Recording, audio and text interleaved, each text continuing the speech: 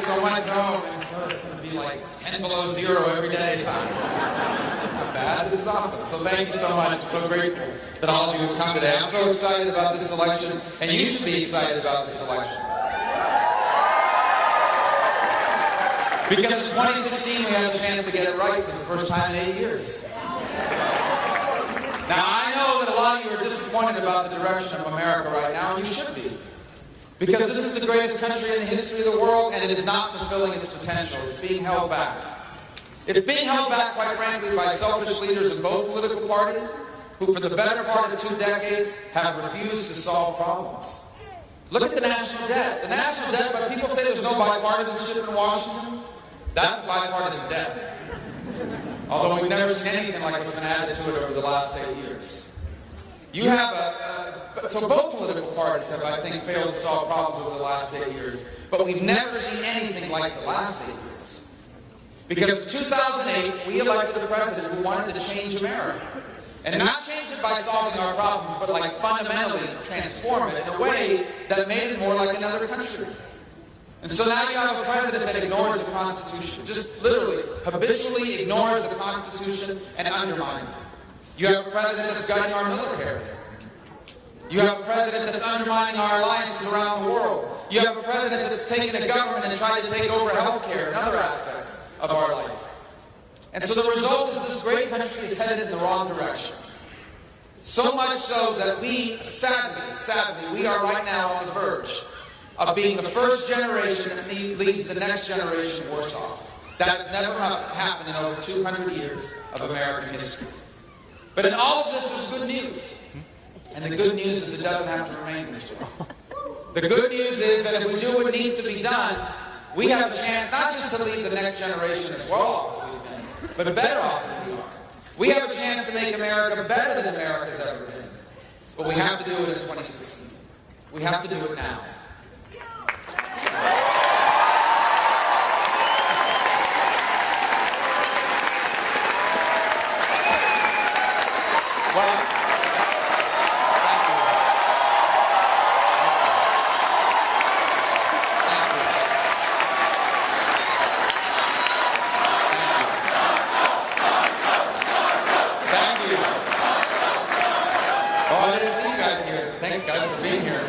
I didn't know there were really young kids sitting here. Well, I'm glad you're here. I'm really glad you guys are here. Young kids, let me guess your ages. Between 6 and 12, right? How old are you? 12? 11? Pretty good, man. I can 11. You're 5. How old are you? 4, 5, 6? He won't say. He's holding out. Do you have a job yet? No? Well, I'm glad they're here because it reminds us what I just said that what's at stake is what will America look like when these young kids here are my age or younger, when they graduate from college, when they start a family or a business or buy their home. That's what's at stake here. That's what we get to decide. But first we have to win. We can't do any of these things that we're going to talk about today if we don't win the election. And that means we have to nominate someone in the Republican Party that has a chance of winning the election.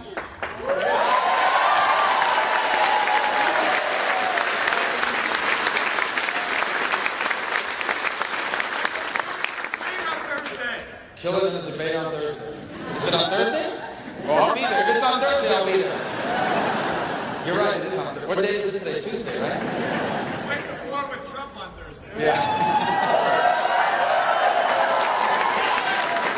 This is a rowdy crowd, man. But today...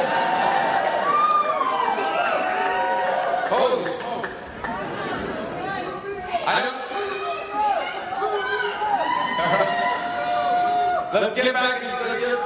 Let's get back in control here, guys. Let's go. So we have to nominate someone that can win. Now, let me tell you in the past what that's meant. In the past, they said to you, we got to nominate someone that means you have to settle for somebody. Somebody that maybe you're not excited about, or someone that ain't the right choice, but you know what? They can win. That's not what it doesn't work. Doing it that way doesn't work. I know I can win this election. You know who else knows I can win this election? The Democrats know I can win this election. That's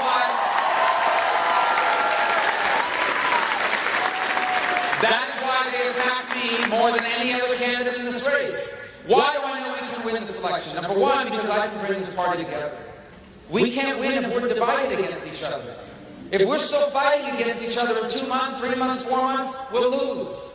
If come October or November, a third of the party, half the party is still upset at the way it turned out, we'll lose. I can unite this party. You're already seeing that it's happening.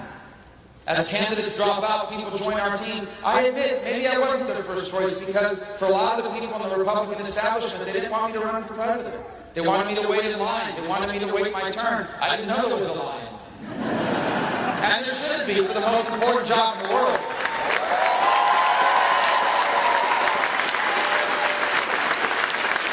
Well, the most important job in the political world, it doesn't have the power of the NFL commissioner or anything like that, but I'm just saying that. And so, but we are already seeing signs of being able to bring us together because if we're not together, we lose. If we're still angry and fighting and bickering and a third of our voters are saying, I'm not voting because I don't like the guy or gal who won, we lose. We have to come together. But uniting our party alone will not be enough. We have to grow it. We have to bring new people into our party, and we will on our nominee. We will grow this party. We are going to take our message. We are going to take our message, our principles, and we are going to take them to people that live today the way that I grew up. Earlier this week, it was like this morning, I was in Las Vegas because tonight was the Nevada caucus. And I spoke at a hotel, and afterwards I got to meet with about 40 or 30 of the people who worked at the hotel. And they were housekeepers, and they were the people in the food and beverage department, and some of the valet parking people. And the reason why is because my parents, for 6 years we lived in Las Vegas, and they worked at a hotel. My mom was a housekeeper. My dad worked in food and beverage. Well, really, he worked in beverage. He was a bartender. Not a lot of food in that bar.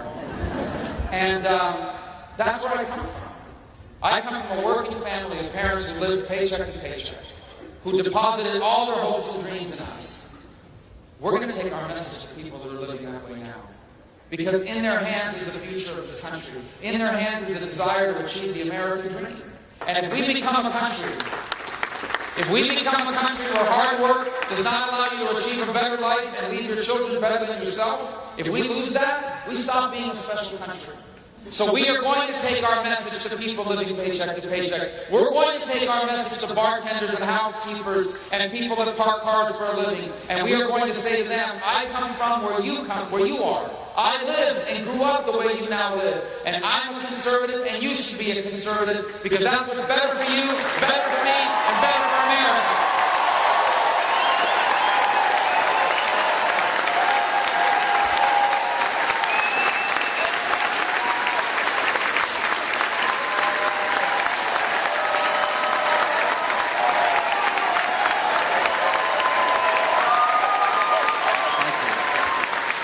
I'm also excited to see a lot of young people here, and I mean young, you know. I tried to interrogate them, they wouldn't even tell me their age. They're tough kids. And, but also young people in their 20s. I see a lot of faces in this crowd of young people. Well, let me tell you, this is sad, right? But a lot of young people in America today are struggling with something, student loan debt. Okay, a 500% increase in student loan debt in the last 10 years. And I'm the only Republican that talks about student loan debt all the time. You know why? Because I had a student loan like 3 years ago. That's right, yes sir, that's correct. What's gotten into this? Or maybe you heard me say it before. I owed over $100,000. When I became a U.S. Senator, I still owed over $100,000. To be honest with you, I never thought I'd pay that loan off. The only reason I was able to is because I wrote a book. It's called An American Son. It's now available on paperback. But it was a lot of money. When Jeanette and I first got married, it was like over $1,000 a month to pay these loans off. And I've never met her, but I paid Sally Mae a lot of money. Okay? I know what that feels like. It's crippling. Economically, financially crippling. And people are borrowing all this money to go to school, you graduate with a degree, and then the only job you can find is the job you could have had anyway. Without the degree, without the loans. We are going to take our message to people that are struggling under the weight of student loan debt, to young people that are graduating into a flattened out economy that isn't creating jobs that pay enough. And we are going to prove why free enterprise is the right way forward for them and for our country.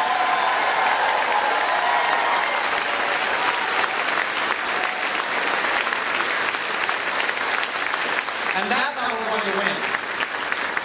By unifying our party and by growing it, that's how we're going to win.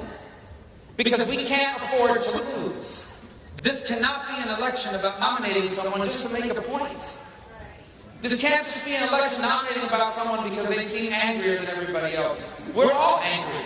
We're all frustrated. But you have to solve a problem. We've got to solve this problem.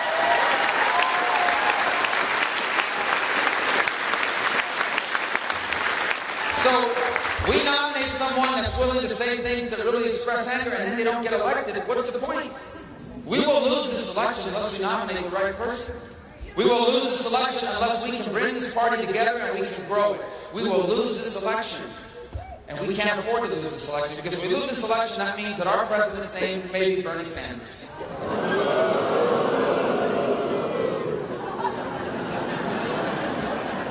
Bernie's actually a very nice guy, but he's a democratic socialist. Usually in American politics, when you say, oh, he's a socialist, they deny it, they get angry about it. Bernie says it in his commercials. A few weeks ago when I was in Iowa, I just had a joke. I said, Bernie Sanders would be a great president of Sweden, right? Well, Sweden got really upset. So, and I had these young guys from Sweden at my events, like, why would you do this to our country? We like it. I said, all right, not Sweden. I said, about Norway. And then I started substituting Norway, and then the Norwegians got fired up. So there's a lot of Norwegians in Minnesota. So I said, all right, now, so let me just ask you, is there anyone here from Luxembourg? Or Monaco? I don't know. No, that's awesome. You're not from Luxembourg, sir, are you? Are you from Luxembourg? Okay, come on. This is so close, we can't afford to lose even one vote, so. Anyone from Monaco? We'll just keep going down the list. All right, my point is, we don't want to be a socialist country. If you want to be a socialist country, move to a socialist country. We want to be America.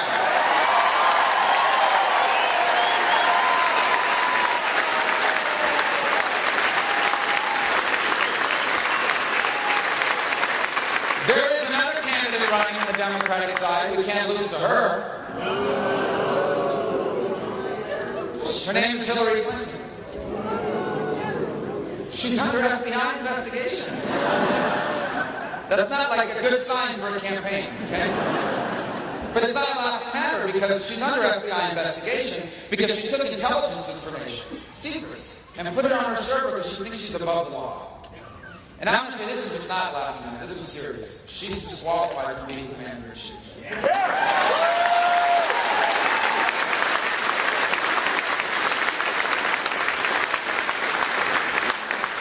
Because on the 11th of September of the year 2012, 4 Americans lost their lives serving our country in Benghazi, Libya. And she knew that they died because of a terror attack, a coordinated, orchestrated terrorist attack. She knew it. She was telling people, we have the emails to prove that she knew it. And then she told the families of those Americans, no, they died because of a movie. Somebody made a movie, and that's why they died. It got people upset, and they died in protest. Anyone who lies to the families of people who have lost their lives in the service of our country can never be Commander-in-Chief of the United States of America.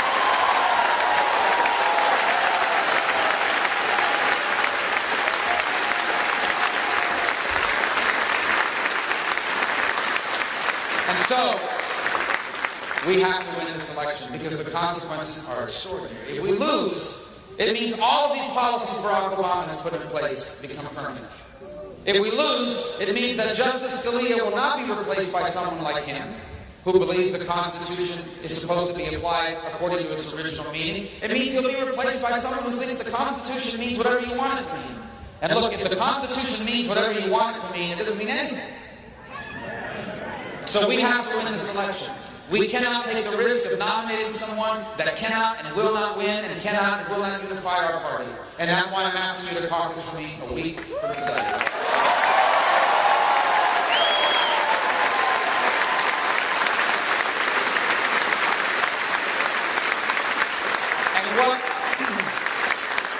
And what will we do when we win? Well, first, for the first time in 7 years, or for the first time in 8 years, when I'm president of the United States, you're going to have a president that follows the Constitution.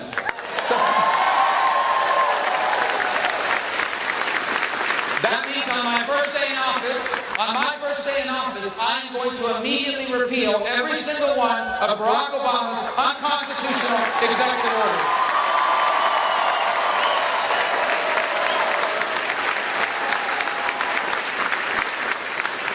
It means for the first time in 8 years, you are going to have a president that protects your Second Amendment right to defend yourself and your family.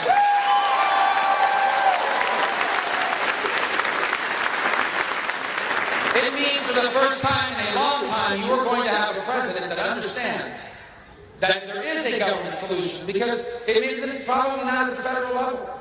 The federal level was designed to be a limited government. The Constitution tells you very clearly what the powers of the federal government are. And if it's not on that list, the federal government doesn't have it. You're going to have a president that understands there is not a federal solution to every problem in America.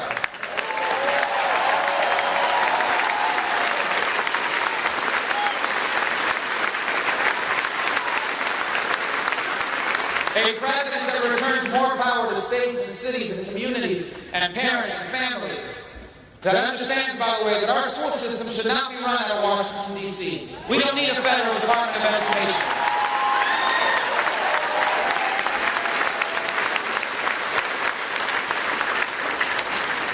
Number two, you're going to have a president that really embraces free enterprise. Free enterprise works. You know why free enterprise works so well? You know what's so special about free enterprise? It is the only economic system in the history of the world where you can make poor people richer and you don't have to make rich people poor. Where everyone can be better off. No one has to be worse off. It works. I already told you my parents were working people. Bartender and maid. My mom was also a stock clerk at Kmart, a cashier. You know how my parents had those jobs? They had those jobs because someone who had access to money risked the money to open up a hotel. And my dad had a job. To open up a hotel, and my mom had a job. And they also had a job because people had enough money left over in their pocket after they paid taxes and bills to fly to Las Vegas for 3 days. Or Miami Beach for a week, or the other place where they worked. All of that was possible because of free enterprise. Higher the taxes are, the less money people would have had to spend at the hotel my dad worked. The higher the taxes were, the less money people would have had to spend at the hotel where my mom worked. And that's why free enterprise is so important. Economic growth is the only way we're going to allow everyone to move ahead in this country. And that's why we need to make America the easiest and the best place in the world to start a business or expand an existing one. And we're going to do that when I'm president of the United States.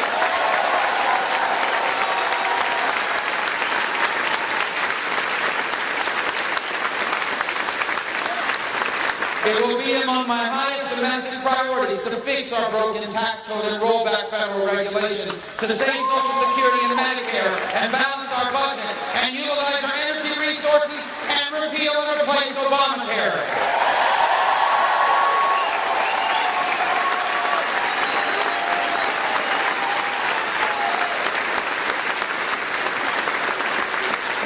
And the third priority as president will be, and it's not the third, it's the first, but I leave it for last, it's dramatic. The federal government does all these things that it has no business doing. I just up in Nevada, okay? In Nevada, the federal government owns 83% of the entire state. 83% of the state. It makes no sense. Here's the truth, okay? Because I'm on the Intelligence Committee, so I can say this to you. We only need like 4 or 5 acres to house the UFOs and the alien bodies Roswell. And then we've got like one hangar for Elvis, another hangar for Tupac, and the rest we can turn over to the private sector and the state government. All right, that was a joke. I'm just kidding. There's no alien bodies in Nevada. I think they're in Utah. But anyway, the point is, yeah, the federal government does all these things it's not supposed to be doing. You know the one thing it is supposed to be doing? Keeping us safe. Keeping us safe. I'm going to make to you a statement that I believe and I know to be true with all my heart. Today we are less safe than we were 7 years ago. Okay? The world is a more dangerous place. You have a lunatic in North Korea with nuclear weapons. A lunatic. What did he say? I have to know what he said because if I don't, the press will say somebody said something nasty and I didn't correct him. What did he say? There's a what? a lunatic in Washington. There's more than one lunatic in Washington. There's more than one. But the one who's president is not a lunatic. I already said this. I said it like a bunch of times so they criticize me. But he knows exactly what he's doing. All right? He knows exactly what he's doing.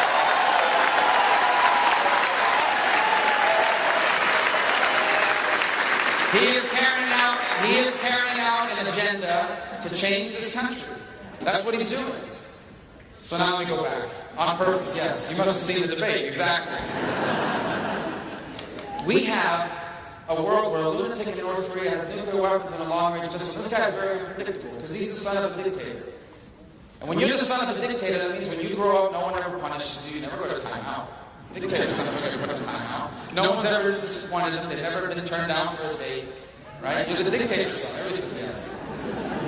He's a very unpredictable guy. He's crazy, but he has nuclear weapons and he has long-range missiles that can potentially already reach the United States. The Chinese Communist government is taking over the South China Sea, literally taking over the most important shipping lane in the world. Vladimir Putin sows instability in Europe and in the Middle East. Okay? Iran is going to get $100 billion of sanctions relief. And they're not going to use that money to build orphanages. They're going to use that money to get their own nuclear weapon and their own long-range rocket. Probably buy it from North Korea if they wanted to. And then you have radical Islamic jihadists. Radical jihadists all over the world, especially this group ISIS, that poses a real threat to the entire world and to America. You saw what they did in San Bernardino. You saw what they did in Paris, and what they want to do more of that kind of stuff, not just here but around the world. So in the face of all of these threats, Barack Obama's gutting our military. He's gutting it. The Army will soon be its smallest since the end of World War II. The Navy will soon be the smallest the Navy has been in 100 years. The Air Force will soon be the smallest Air Force we have ever had in our history. The average age of an Air Force plane is 27 years old. That means the pilots are younger than the planes. This is outrageous. And by the way, not only is it unsafe, it's unfair to the men and women in uniform. It's unfair to them.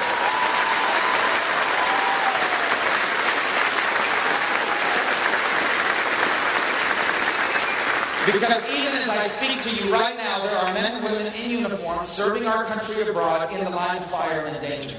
But now they have to do their job with less people alongside them, with less weapons, with less airplanes, with older technology. It's unfair to them. And so I want to be very clear about something, because defense spending is not the cause of our debt. It is not the cause of our debt. When I'm President of the United States, we are going to undertake a Reagan-style rebuild of the U.S. military.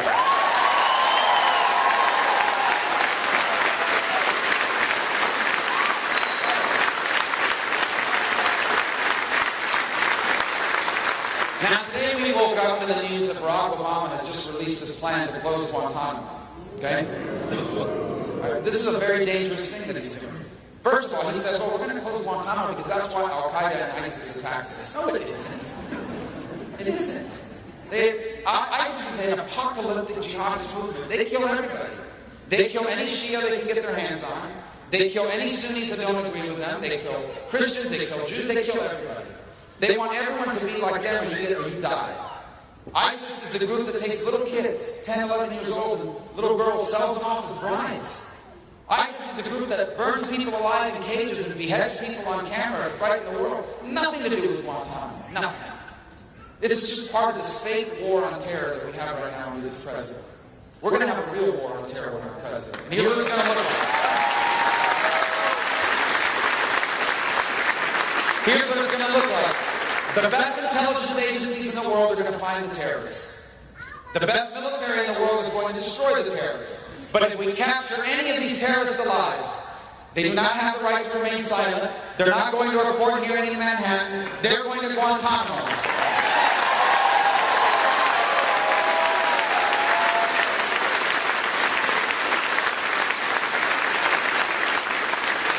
When I'm president, our allies know they can count on us again. Especially Israel. Okay? Israel is the only pro-American, listen to the criteria, pro-American, free enterprise democracy. The only one in the whole Middle East that's all three things.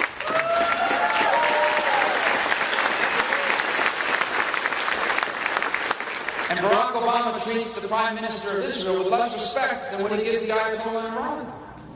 That changes on my first day in office, because on my first day in office, I will cancel Barack Obama's deal with Iran immediately.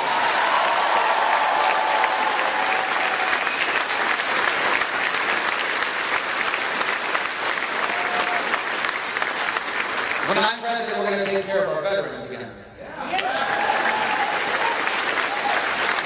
In fact, if you're a veteran or you have a loved one serving in the armed forces, will you raise your hand so we can thank you for your service? Look at that. Thank you so much. Thank you. Thank you. We don't take care of our veterans anymore. We don't. About 1 out of 4 calls to my office in Florida, to my Senate office, is from a veteran fighting with the VA. One of them is my brother. My brother is 21 years older than me, same parents. My parents are very optimistic people. And he was a Green Beret in the Army from 68 to 71 in the 7th Special Forces. And he jumped out of an airplane one time on a training mission, landed wrong, knocked out his front teeth. Okay? So every 4 or 5 years he has to go get his dental claim or something with the VA, and it's always the same hassle.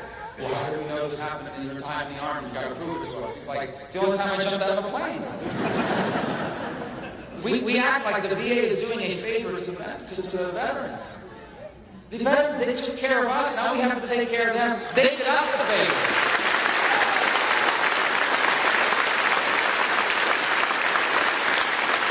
But there's no accountability.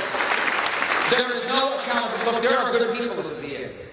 If you've ever been to a VA hospital, you know that there are good people working there. But then there are people that are not doing a good job. Last week, USA Today, their headline was something like this. Ready? Calls to VA suicide hotline went to voicemail. You think they're going to fire anyone over that or demote anyone over that? No. You might get promoted. They might get a bonus. But no one's going to be held accountable. When I'm president, they will. When I'm president, if you work at the VA and you're not doing a good job, you'll be fired from your job.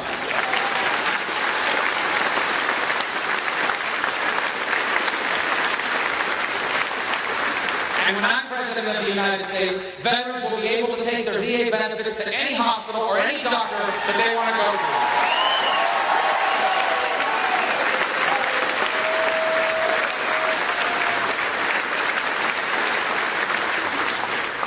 And let me just say one more thing about this, because one of the things that amazes me about veterans is how many of them keep serving after they come home. If you go to any fire station in America or any police department, the chances are you're going to run into veterans. And I'm just really irritated at all these headlines about how bad the police is and any of this. It's not true. I want to thank right now the police officers and firefighters for what they do for America and what they do for our families.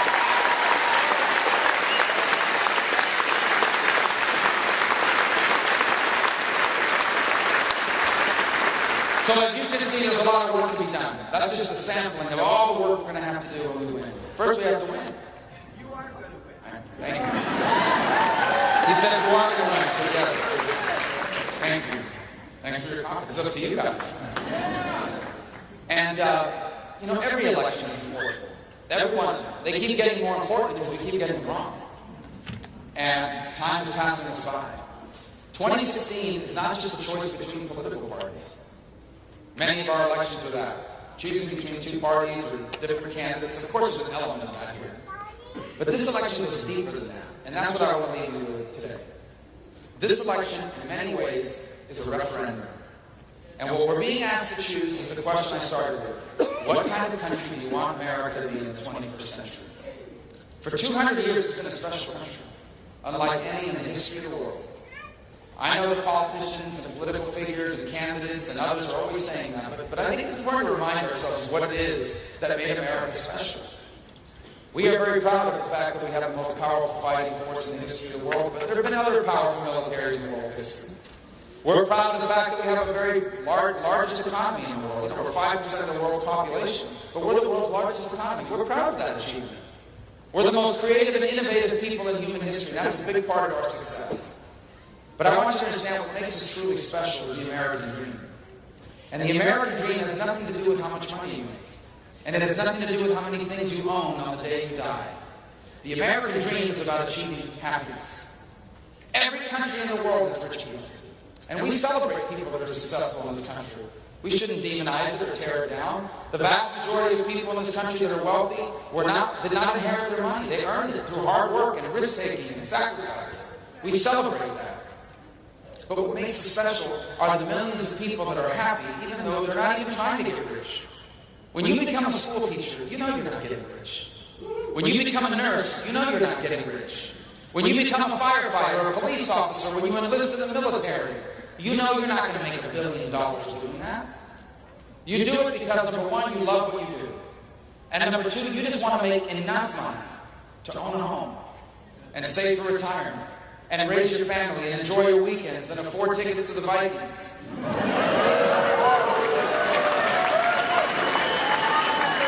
And go watch Miami's own Teddy Bridgewater. Watching places who's like 11. Very good. Good guy. The dude from Miami wears gloves. That's pretty good, huh? It's cold up here. I know it's cold. He wore them in Miami, though. That's why. And in Louisville. My point is, that's what happiness is.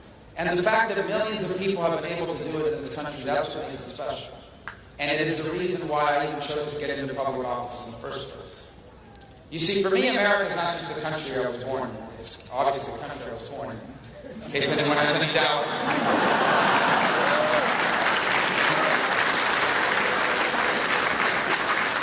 But it's not just that. To me, it's the country that changed the history of my family. Both my parents were born in another country. They were born on the island of Cuba. And they were both born into poor families. My mother was one of 7 girls. And she was raised by a father and mother. Her father was my grandfather, who I was very close to, was disabled as a child by polio. And so he struggled his whole life to provide for his girls, living in rural Cuba in a developing country. My father had it even harder. His mother died when he was 4 days shy of his 9th birthday. So he was 9 years old, and then he wanted to eat. Literally, if he wanted to eat, then he had to quit school and he had to go work. My father started working when he was 9 years old, and he never went back to school, and he would work for the next 70 years of his life. In 1956, they had already married. They had my older brother, and they came to America. They didn't have anything. They didn't have much of an education. They barely spoke any English at the time. The first words my father learned in English were, "I'm looking for a job." They didn't know very many people except their relatives. They had no money and no connections. And their first years here were not easy. They were hard. Years later, my parents would admit to me that they were discouraged their first couple of years here. It was so hard. They wondered, did we make a mistake? They even thought about going back to Cuba. You can't imagine how grateful I am that they did not. By the way, I may not have even been born had they gone back to Cuba. But they persevered. Now fast forward 10 years, less than 10 years after they came here under those circumstances. My father working as a bartender on Miami Beach and my mom, they bought a home. Not a mansion. They never owned a mansion. But they bought a home in a safe and stable neighborhood. And they would work really hard for years. And because they worked hard, they were able to retire with dignity and with security. They didn't save a lot of money, Social Security, Medicare, and the little bit they put aside, which wasn't much. But the greatest achievement my parents had, the thing that gave them purpose in life, was that they lived to see all 4 of their kids have a life better than their own. They lived to see all 4 of their kids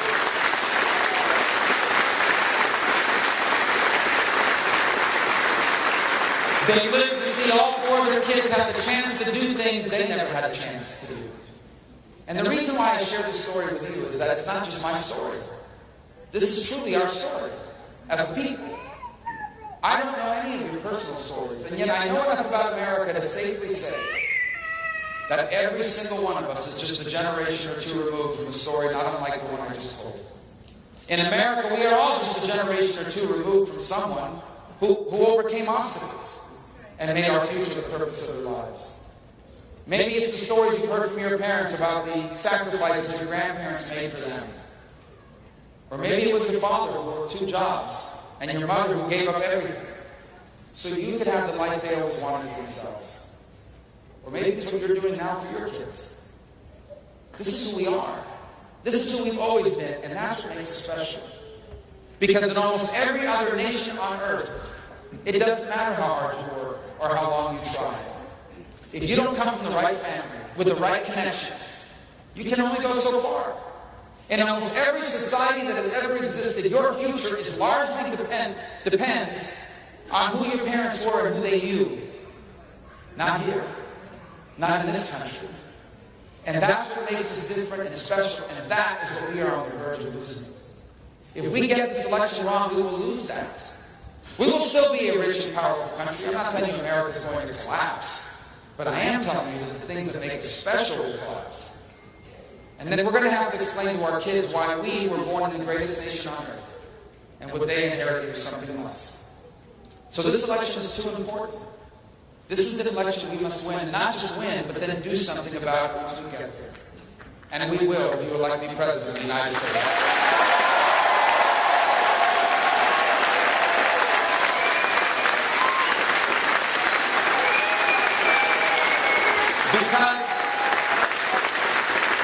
Because what we know is this: America is a special country, and it was not an accident. It did not happen on its own. The things that make America great are the direct result of the decisions and the sacrifices and the difficult choices that made by the Americans that came before us. For over 2 centuries, each generation of American has confronted our challenges and solved their problems. And as a result, America has always been a nation where the one generation leaves the next better off. Well, now the time has come for this generation to do its part. Now the moment has arrived for this generation of Americans to do what needs to be done to ensure that America remains not just great, but greater than it's ever been. And that's what we're going to do together.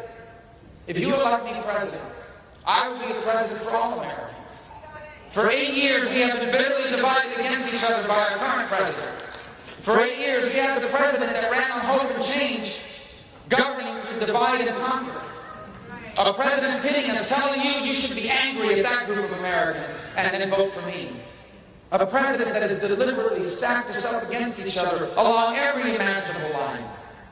When I'm president of the United States, I will never ask you to be angry at another group of Americans so that you'll vote for me.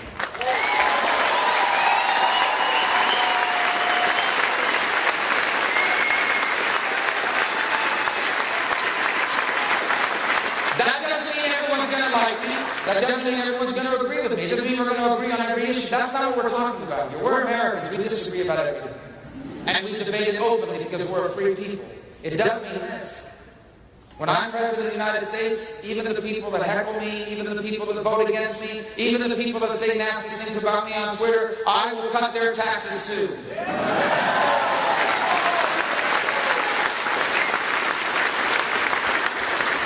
Because if you want to be the president of the United States of America, you must love the American people, even those that do not love you back. If you elect me president of the United States, we are going to re-embrace the principles that made us a special country. We are going to re-embrace the Constitution, and limited government, and free enterprise, and strong values, and a strong national defense. And we are going to apply those principles to the challenges of our time.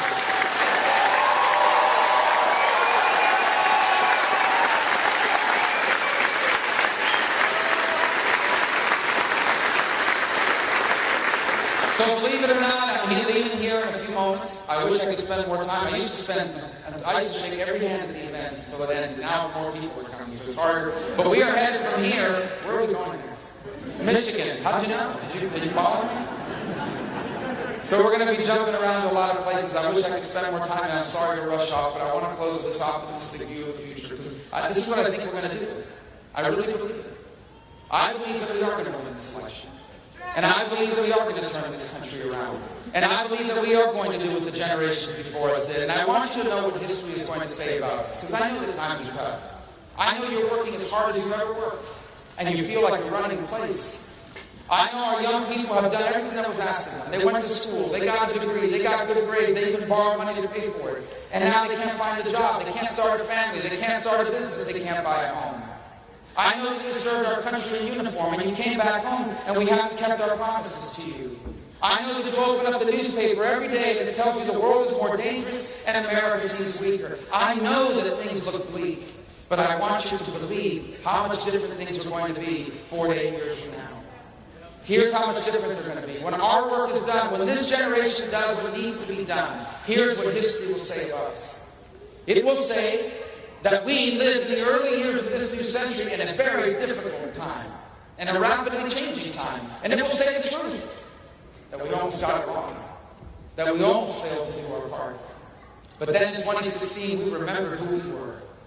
And we embraced our challenges, and we solved our problems. And because we did, our children became the freest and the most prosperous Americans that ever lived. And the American dream didn't just survive.